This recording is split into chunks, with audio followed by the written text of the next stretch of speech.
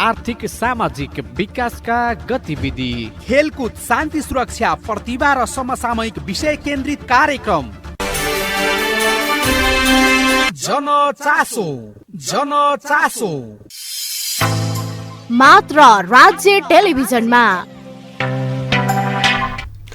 नमस्कार, राज्य टेलिभिजनको विशेष प्रस्तुति कार्यक्रम जनचासोमा यहाँहरूलाई हार्दिक स्वागत छ। म सुरेश परियार। कार्यक्रम जनचासोमा रहेर हामीले विविध विषयमा रहेर कुराकानी गर्ने गर्दछौँ। कहिले राजनीतिक बहस, कहिले आर्थिक, सामाजिक, सांस्कृतिक, स्थानीय तहमा भइरहेका गतिविधि लगायत विविध विषयमा रहेर चर्चा परिचर्चा र बहस गर्ने गर्दछौँ फरक फरक अतिथिको साथमा।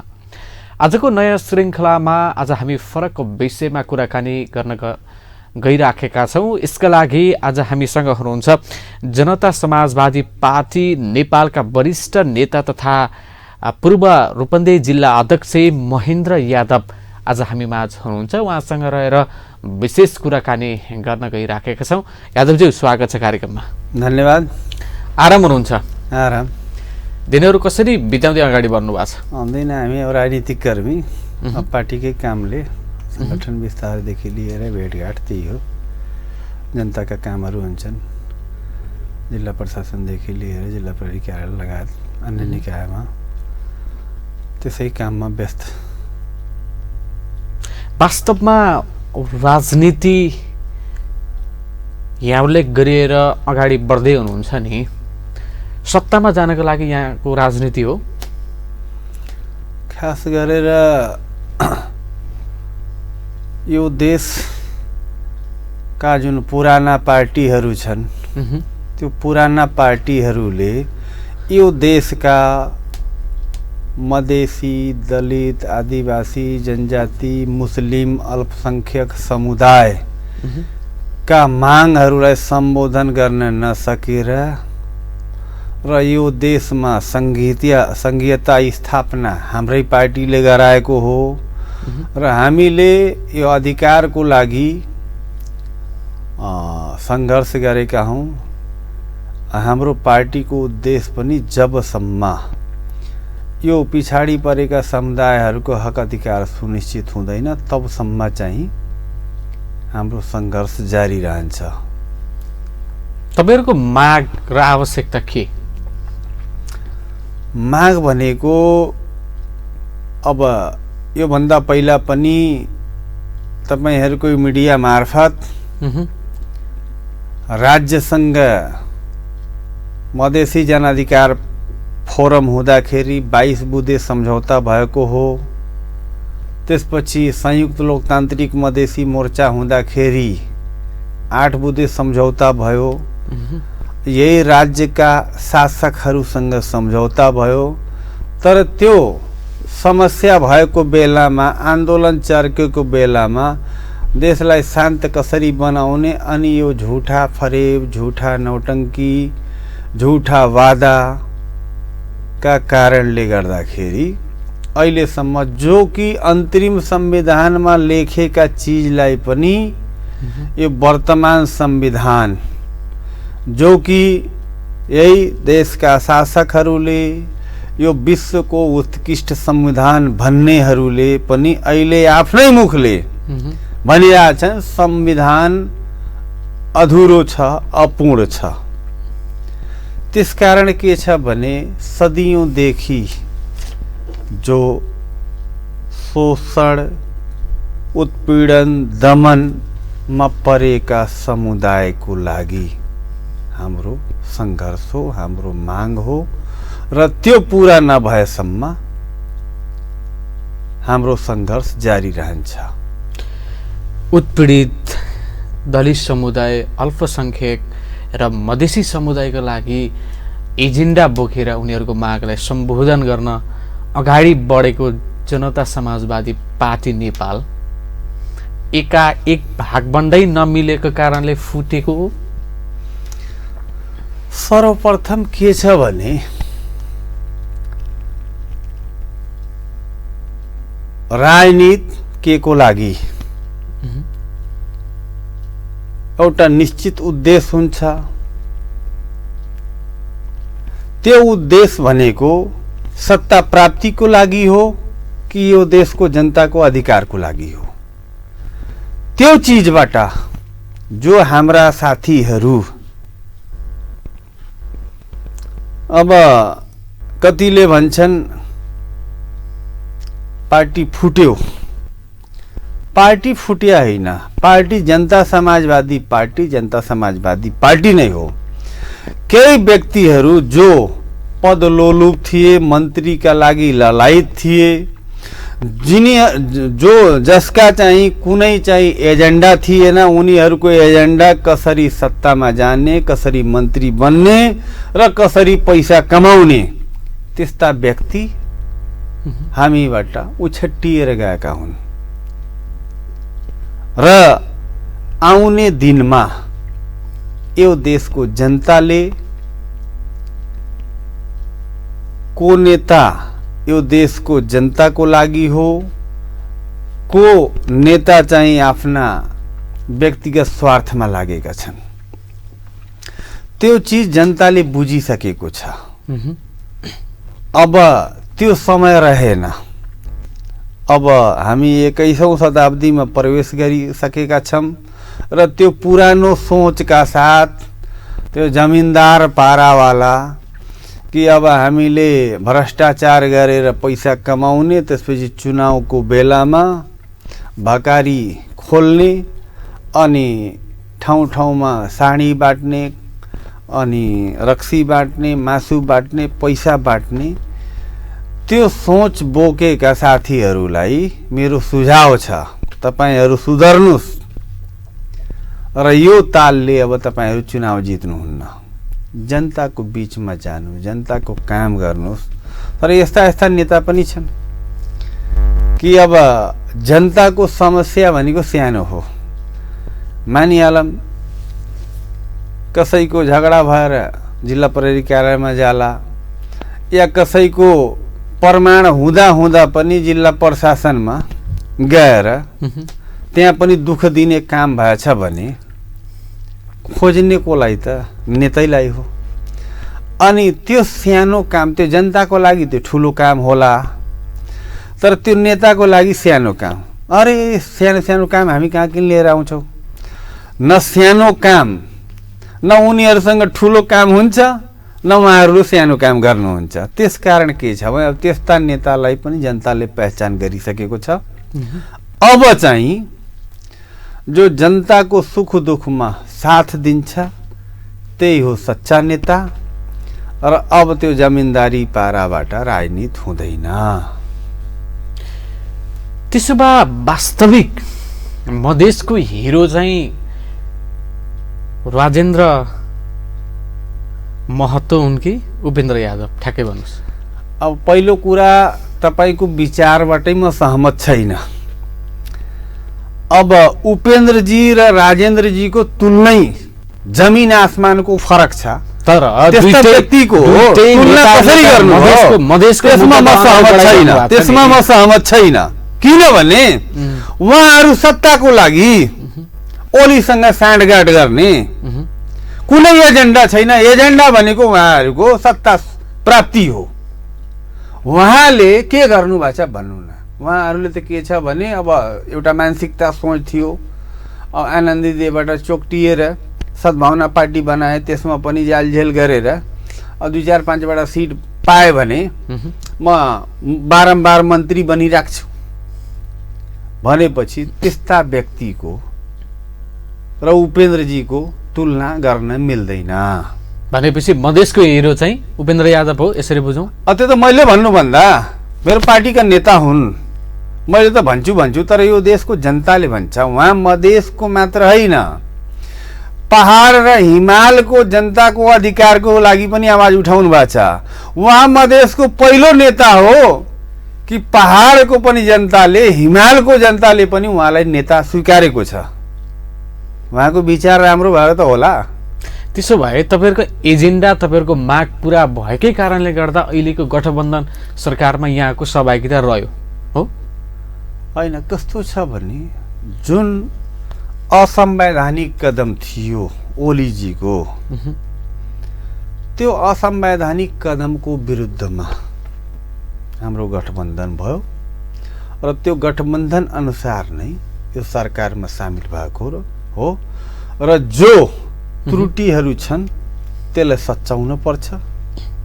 त्यो नसच्याइकन यो देशको निकास र विकास हुनेवाला छैन। किनभने अहिलेसम्म पनि विभेदकै कारणले मधेस जनविद्रोह भयो। मधेस अब कालो चेहरा महेन्द्र यादवको यो त इन्डियनै हो। एक दिनको घटना म बताउँछु। मेरो रातो प्लेटको गाडी नेपालकै सोरुमबाट किनेको, म सुनौलीबाट आउँदाखेरि एकजना सशस्त्रको जवानले अब मेरो जुङ्गा हेरेर भाइ साहब भन्सार है भनेपछि त्यो मानसिकता जुन छ नि कि कालो फेस हेर्ने बित्तिकै इन्डियन मान्छे, त्यो मानसिकताबाट हामी माथि उठेनौँ भने देशले ठुलो चाहिँ मोल चुकाउनु पर्छ।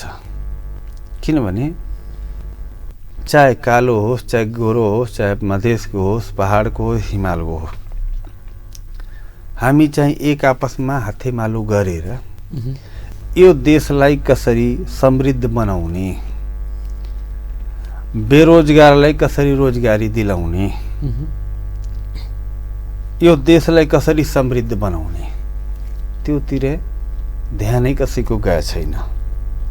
अहिले पनि हामी बुटवलबाट नारायणघाट जाँदाखेरि कति बाटोको शास्ति छ र हाम्रो राजधानी, यो देशको राजधानी काठमाडौँ र राजधानी जानलाई बाटो कस्तो हुनुपर्छ र अहिले कस्तो छ, अहिलेसम्मका शासकहरूको दिमागमा त्यो गएन।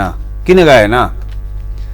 जस्तै हामीले अरू कसैको अगाडि हात थाप्नै पर्दैन, कसैको अगाडि झुक्नै पर्दैन। एउटा ब्याङ्कको सेयर खुल्दाखेरि यस्तै लामबद्ध हुन्छ सेयर किन्नलाई।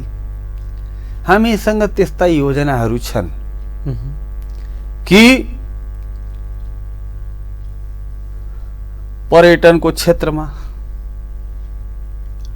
फड्को मार्नलाई त बाटोघाटोको व्यवस्था गर्न पर्यो। जस्तै मानिहाल हाम्रो मुक्तिनाथको मात्र बाटो राम्रो भइदियो भने भारतको जनसङ्ख्या कति छ र त्यहाँ हिन्दूहरू कति छन्? 10% मात्र आइदियो भने कति पैसा यहाँ आउँछ हामीसँग? त्यस्ता धेरै कुराहरू छन्। जस्तै अब जडीबुटीहरू हाम्रो जुन छन्, त्यो जडीबुटीलाई प्रशोधन गरिदियो भने अहिले कौडीको भाउमा बेचिरहेछन्। खोइ त त्यो भिजन हामीसँग। जस्तै अब भिर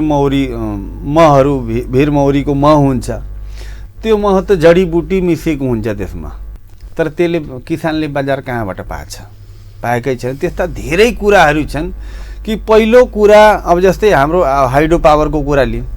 हाइड्रो पावरमा राज्यले सेयर खोलोस् न, यो देशको जनताले पैसा लगाउँछ। तर किन सेयर खोलिन्न?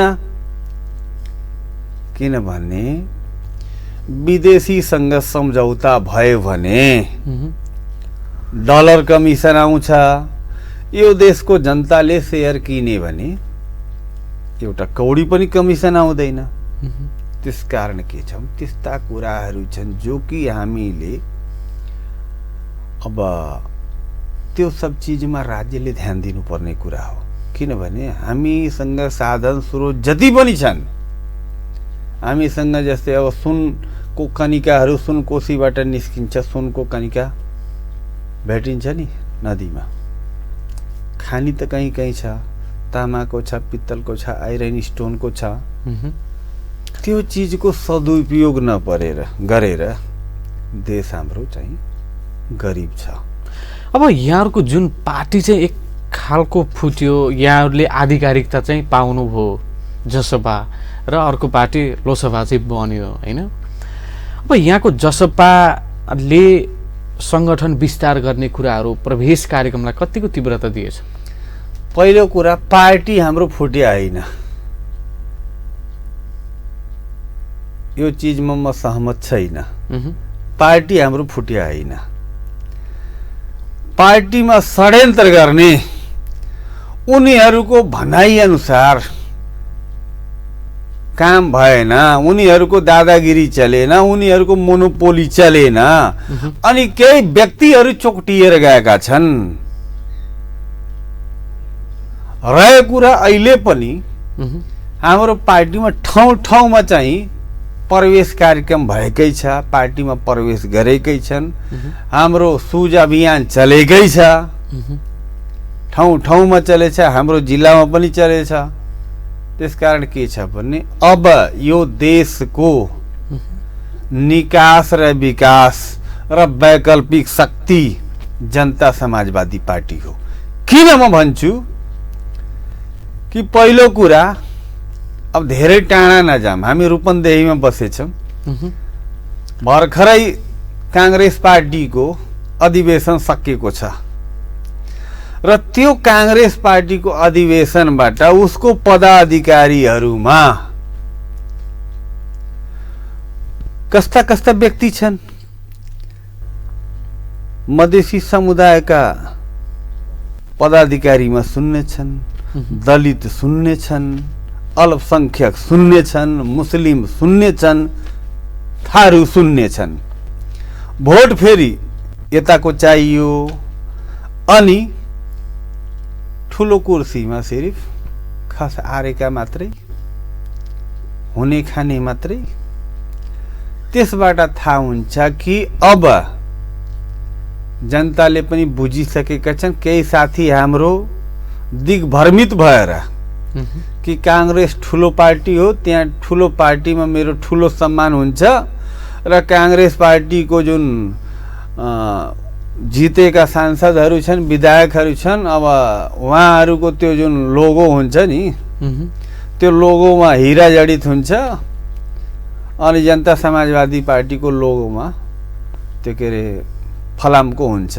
तर यहाँहरूको पालिका अथवा प्रदेश तहहरूमा भने महिलाहरूको, दलितहरूको, अन्य समुदायहरूको सहभागिता चाहिँ पातलो भयो कि अथवा समावेशिता भएन कि भन्ने कता कता गुनासाहरू, गुन्जासहरू कानमा ठोकिने गर्छन्। होइन, त्यो सब गलत कुरा हो। हाम्रो पार्टी लोकतान्त्रिक पार्टी हो र यो देशमा सबैलाई समेटेर हिँड्ने पार्टी जनता समाजवादी पार्टी हो। यता मधेसका नेता उपेन्द्र यादव, पहाडका नेता बाबुराम भट्टराई, हिमालका नेता भनौँ हाम्रो अशोक राई, त्यस्तो मतलब कुनै त्यो कमी छैन कि त्यो हेर्दा पनि सबै ब्यालेन्स मिलेको र सबै जात जाति मिलाएर समावेशी पार्टी, म ठोकुवा साथ भन्छु, जनता समाजवादी पार्टी जस्तो समावेशी पार्टी न काङ्ग्रेसमा छ न एमालेमा छ। अहिले एमालेको हेर्नुहोस्, पदाधिकारीमा कतिजना छन्? एउटा पनि छैनन्, थारू पनि एउटा छैन, मुस्लिम पनि एउटा छैनन्। त्यसकारण के छ भने त्यही व्यक्तिहरूको पछाडि फेरि, किनभने मैले पहिला पनि भनिसकेँ कि अब भ्रष्टाचार गर्ने, भ्रष्टाचारको पैसाबाट भोट किन्ने, त्यसपछि त्यही भोट दिएका जनतामाथि शासन गर्ने, म मालिक हुँ तिमीहरूको, तिमीहरू मेरो नोकर हो, हरवा हो। अब त्यो दिन गए। अबको चुनावमा, योभन्दा पहिलाको स्थानीय निकायमा त्यति बेला हाम्रो समाजवादी पार्टी दोस्रो शक्तिको रूपमा उदयमान भएको थियो।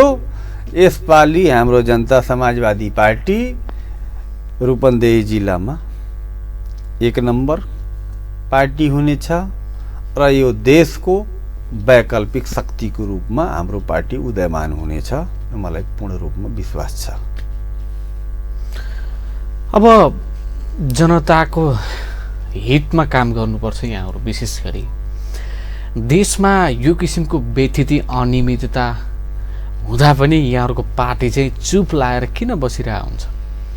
होइन, एउटा कुरा के छ भने हामीले त प्रतिवाद त गर्नु पर्यो नि त, गलत कुरालाई प्रश्रय दिनु भएन। एकदम विसङ्गतिको विरुद्ध लाग्नु पर्यो। गलतको विरुद्धमा नै सङ्घर्ष गरेका हुन् र विभेदको विरुद्धमा नै सङ्घर्ष गरेका हौँ। र अहिले पनि मैले अघि पनि भनिसकेँ कि हाम्रो सङ्घर्ष अहिले बन्द भएको छैन, अहिले पनि जारी छ। जबसम्म यो देशका शोषित पीडित समुदाय, चाहे मधेसका हुन् या पहाडका हुन्, हिमालका हुन्, जबसम्म उहाँहरूको अधिकार दिलाइन्न तबसम्म हाम्रो सङ्घर्ष जारी रहन्छ। अहिले पनि सदनमा पनि अहिले मानिहालौँ अब केही चिज जस्तै नागरिकतैकै समस्या, विकराल समस्या छ। अब चुनाव पनि स्थानीय निकायको नजिक आउँदैछ र अहिले पनि जो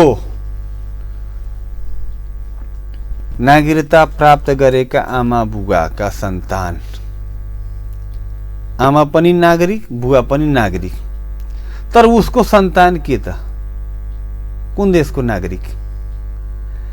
कुन देशमा यो नियम छ कि आमा पनि नागरिक, बाउ पनि नागरिक, छोरा अनागरिक? जो कि नागरिकताको कारणले गर्दाखेरि ऊ उच्च शिक्षा पढ्न पाए छैन, या मानिहालौँ उसको आर्थिक स्थिति कमजोर छ, उसले नागरिकता लिएर पासपोर्ट बनाएर कम से कम यो देशको राज्यले रोजगारी सिर्जना गरे छैन, ऊ वैदेशिक रोजगारमा गएर उसले 2 पैसा कमाउने अवसरबाट वञ्चित हुँदैछ। कसले हेर्ने त्यो चिजलाई? वास्तविक यहाँहरू विशेष गरी पहिलो प्राथमिकता भनेको मधेसी समुदायहरूको हकितको लागि लड्ने पार्टी जसपा भनिरहँदा कि मधेसी समुदायहरू सधैँ सीमा रक्षक मात्रै हुने हो कि राज्यको मूल प्रभावमा पनि आउने हो? त्यो त राज्यले यसलाई सम्बोधन गर्न पर्ने हो। हामी त त्यसको लागि सङ्घर्ष गर्दैछौँ। किनभने अब अहिले पनि अब भन्दाखेरि सबै पार्टीले म यो देशको जनताको लागि यो गर्छु त्यो गर्छु। कहिले मधेसको छोरो चाहिँ प्रधानमन्त्री बन्ने, कहिले राष्ट्रपति बन्ने? अब त्यो कुरा त यो जुन शासकहरू छन् उनीहरूको पनि दिमागमा त्यो कुरा जाओस् र यो जनता समाजवादी पार्टी, धेरै मिडियाका साथीहरू मधेसवादी दल भन्छन्। अहिले पनि त्यो भनौँ न, त्यो पनि एउटा हेप्ने प्रवृत्ति हो। किनभने जनता समाजवादी पार्टी यो देशको राष्ट्रिय पार्टी हो। राष्ट्रिय पार्टी हुनलाई 77 जिल्लामा सङ्गठन हुनु पर्यो। त्यो हाम्रो पार्टीको 77 जिल्लामा सङ्गठन छ। मधेस, पहाड, हिमालका पनि साथीहरू त्यो पदाधिकारीमा पनि छन्। रह्यो कुरा अब यो सीमा रक्षकको कुरा, त्यही त विभेद हो। र अहिले पनि जुन यो प्रक्रिया छ चुनावको, यो त मैले भने जमिनदारवाला प्रथा हो। यो जमिनदारी, जो जमिनदार छन्, जो पैसावाला छन्, तिनीहरूको लागि यो चुनाव हो। अब जो किसानको छोरा हो र एउटा उद्योगपतिको छोरा या जो भ्रष्टाचार गरेर कमाएका छन्, उसँग एउटा किसानको छोराले चुनावमा कसरी प्रतिस्पर्धा गरोस्? अब मैले नै आफ्नो चुनावमा पैसा बाँड्न नसकेको कारणले गर्दा म चुनाव हारेँ, 74 सालको चुनाव। तर हाम्रो पार्टीको नीतिमा के छ भने पूर्ण समानुपातिक चुनाव भयो भने बल्ल चाहिँ सबैले अवसर पाउँछ। र मधेसका मात्र होइन, हिमालका पनि मान्छे प्रधानमन्त्री बन्न पाउँछ। तर यो चुनावी प्रक्रिया चुनावी सिस्टम गलत छ। जबसम्म पूर्ण समानुपातिक हुँदैन तबसम्म न एउटा दलितले न एउटा मधेसीले न एउटा मुस्लिमले न एउटा हिमालयले त्यो अवसर पाउँदैन। त्यसकारण के छ भने हाम्रो यो पनि माग हो कि पूर्ण समानुपातिक र राष्ट्रपतीय प्रणालीमा जबसम्म यो देश जाँदैन तबसम्म यो देशको समृद्धि र विकास हुँदैन। देशमा भ्रष्टाचार बढाएको छ कि बढाएको छैन ठ्याक्कै भन्नुहोस्। अब मैले त भन्छु यो देशको नेताहरू र उच्च ओहदाका कर्मचारीहरूको पैसा मात्र छानबिन गरेर सिज गरिदिउँ यो देश त्यस्तै समृद्ध भइहाल्छ। यति पैसा छ भ्रष्टाचारका। तर अब अख्तियारमा पनि पार्टीकै भागभण्डामा अख्तियार प्रमुख नियुक्त हुन्छ। आइजिपी पनि पार्टीकै खोल ओढेका व्यक्ति आइजिपी बन्छन्। त्यसपछि यो देशको के हुन्छ? न्यायाधीश पनि त्यस्तै हुन्छ पार्टीकै कोटाबाट नियुक्त भयो भने कसरी देशको कल्याण हुन्छ? कसरी हामीले सोचे जस्तो नेपाल बन्छ? त्यसकारण के छ भने पहिला कुरा कि यो देश रहे भने म रहने हो, देशै रहेन भने हामी राजनीति केको लागि गर्ने हो? तर यो काण्डमा त भोलि बिहानको दिनमा जसपाका नेता अथवा मन्त्रीहरू पनि भ्रष्टाचार काण्डमा मुछिए भने सजायको भागीदार बन्ने कि नबन्ने? होइन होइन, त्यो त के छ भने गलत जो कोहीले गर्छ त्यसले दण्ड सजाय पाउन पर्छ। तपाईँहरूको ढाकछेप त होला नि त हाम्रो पार्टीको बदनाम हुन्छ एउटा कुरा के छ, बदनाम होइन, हाम्रो पार्टीले स्पष्ट मन्त्रीहरूलाई भनेको छ कि तपाईहरुले गलत काम नगर्नुहोस्, जनतामुखी बन्नुहोस्, जनताको काम गर्नुहोस्। र यो भन्दा पहिला पनि जस्तै हाम्रै अब राष्ट्रिय अध्यक्ष जी परराष्ट्र मन्त्री हुँदाखेरि धेरै बुद्धिजीवी सर्कलका मान्छे उहाँको पालामा जुन हिसाबको काम भएको हो अहिलेसम्म कुनै परराष्ट्र मन्त्रीले त्यस्तो काम गर्न सकेन। शिक्षा मन्त्रीमा रेणु यादव पूर्व शिक्षा मन्त्री हुनुभएको थियो, पहिला शिक्षा मन्त्री हुँदाखेरि उहाँले पनि राम्रो काम गर्नुभयो।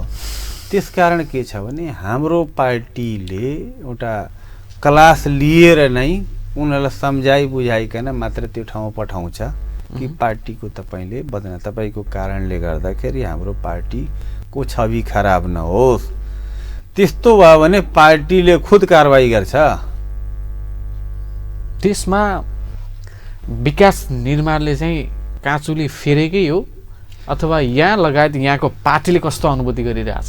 हैन, कस्तो छ भने अब हाम्रो जुन सोच छ त्यो सोच अनुसार आखिरमा हाम्रै पार्टीमा छन् अहिले डाक्टर बाबुराम भट्टराई, उहाँ जस्तो डिजाइनर यो देशमा छैनन्, उहाँ जस्तो विज्ञ यो देशमा छैनन्। त्यस्तो गर्वको साथ मैले भन्छु कि हामी त्यस्तो उहाँसँग हामी उहाँ हाम्रै पार्टीमा हुनुहुन्छ गर्व पनि लाग्छ। तर त्यसको लागि अब यो साझेदारीको सरकारबाट हुँदैन। जनताले हामीलाई बहुमतको मान्यता दियोस्, 2/3 बहुमत दियोस्। 10 वर्षमा हाम्रो प्रचण्डजीले भन्नुभएको थियो नि यो देशलाई स्विजरल्यान्ड बनाइदिन्छु। तर मैले च्यालेन्ज गर्छु कि हाम्रा त्यस्ता नेताहरू छन् कि यो देशलाई स्विजरल्यान्ड बनाइदिन्छन्। त्यो कुनै पनि बिग्रेको चिजलाई एकै दिनमा 2 महिना 4 महिना म त्यो बन्दैन, हेर्नुहोस्। तर हामीलाई विश्वास छ कि अरू मन्त्री भन्दा हाम्रो मन्त्रीहरूले राम्रो काम गर्छन् र यो देशको मुहानै फेर्नलाई त जनताले अवसर दिन पर्यो नि। 2/3 बहुमत त्यसपछि हामीले गर्न सकेनौं भने अब तपाई लाई विभिन्न निमन्त्रणा हुन्छ तपाईँकै आफ्नै पार्टीको कार्यक्रममा, चाहे जिल्लाभित्र होस् चाहे जिल्ला बाहिर। तर हाम्रो वरिष्ठ नेता किन हाम्रै कार्यक्रममा उपस्थित हुन सक्नुहुन्न, आइदिए पनि हुन्थ्यो नि भन्ने त्यस्तो अपेक्षा हुन्छ, तपाईँ त्यो समयमा किन नपुग्नुहुन्छ? होइन, त्यस्तो त मैले जहाँ निमन्त्रणा हुन्छ पुगेकै हुन्छु या कहीँ। अब तर कार्यकर्ताको अथवा नेताहरूको मर्म त बुझ्नुपर्छ नि। होइन होइन, एकदम त्यो त के छ भने अब खास अब रूपन्देहीको इतिहास पल्टाउँदाखेरि सायद मेरो भूमिका के छ मैले आफै भन्न पर्दैन। सायद मलाई गर्व पनि लाग्छ। एउटा कस्तो हुन्छ भने नेतामा प्राय जसो जो जमिनदारी पाराका नेता छन् किमै मात्र नेता बनिराखौँ। जस्तै अब हाम्रो अब यही गृहमन्त्रीका आफू गृहमन्त्री भाइ जिल्लाध्यक्ष महेन्द्र यादव त आफ्नो दाजुभाइ या श्रीमतीलाई कुनै पदमा त राखे छैन। सायद मलाई गर्व पनि लाग्छ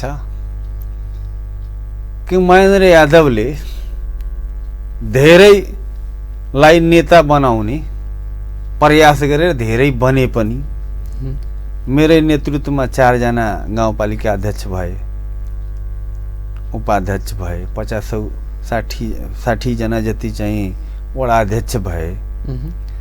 त्यसकारण के छ, गर्व पनि लाग्छ कि यति कम समयमा र धेरै नेतृत्वकर्ता हामी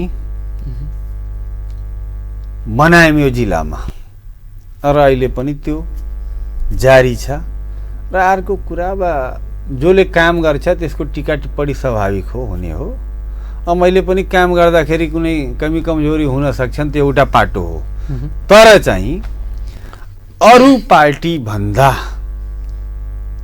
अब कांग्रेस कति पुरानो पार्टी, एमाले कति पुरानो पार्टी, नेकपा कति पुरानो, तर उनीहरूको तुलनामा हामीले धेरै चाहिँ यो जिल्लामा नेतृत्वकर्ता बनायौँ। अब हामी कार्यक्रमको अन्त्यतिर पनि छौँ। ठ्याक्कै अब महेन्द्र यादवको आकांक्षी केमा, अब यहाँको उम्मेदवारी केमा रहन्छ? म एउटा पार्टीको सिपाही हो। अब मेरो कुनै आकांक्षा नै छैन। होला नि त, यदि जनताले अथवा पार्टीले गर्यो भने यो अब कस्तो छ भने जस्तै मान्छेलाई कस्तो हुन्छ भने कि यो ठाउँमा म गयो भने यो बन्छु र भ्रष्टाचार गरेर पैसा कमाउँछु, त्यो सोचै छैन। पार्टीले मूल्याङ्कन जहाँ गर्छ, पार्टीको सिपाही हो, पार्टीले जिम्मेदारी दियो भने त्यो जिम्मेदारीलाई मैले पूरा गर्छु र मेरो कुनै व्यक्तिगत चाहना छैन। यो कार्यक्रममा आइदिनु भयो, अमूल्य समय अनि विचार राखिदिनु भयो, यसका लागि धेरै धेरै धन्यवाद छ। ल, यो राज्य टेलिभिजनलाई पनि जुन मेरो विचार राख्ने तपाईँहरूले अवसर दिनुभयो त्यसको लागि टेलिभिजन र तपाईँलाई पनि धन्यवाद दिँदै आफ्नो 2 शब्द। दर्शकवृन्द, आजको जनचासो कार्यक्रमका लागि हुनुहुन्थ्यो जनता समाजवादी पार्टी नेपालका वरिष्ठ नेता तथा पूर्व रूपन्देही जिल्ला अध्यक्ष महेन्द्र यादव आज हामीसँग हुनुहुन्थ्यो। उहाँसँग रहेर विशेष कुराकानी गऱ्यौँ। यति बेला प्राविधिक कक्षबाट मिठो साथ दिनुहुने सागर भूषाललाई धन्यवाद दिँदै म कार्यक्रम प्रस्तुता सुरेश परियार पनि यहाँहरूबाट बिदा माग्ने अनुमति चाहन्छु। यहाँहरू भने राज्य टेलिभिजन हेर्दै गर्नुहोला। हवस् त, नमस्ते। राजनीतिक, आर्थिक, सामाजिक विकासका गतिविधि, खेलकुद, शान्ति सुरक्षा, प्रतिभा र समसामयिक विषय केन्द्रित कार्यक्रम जनचासो मात्र राज्य टेलिभिजनमा।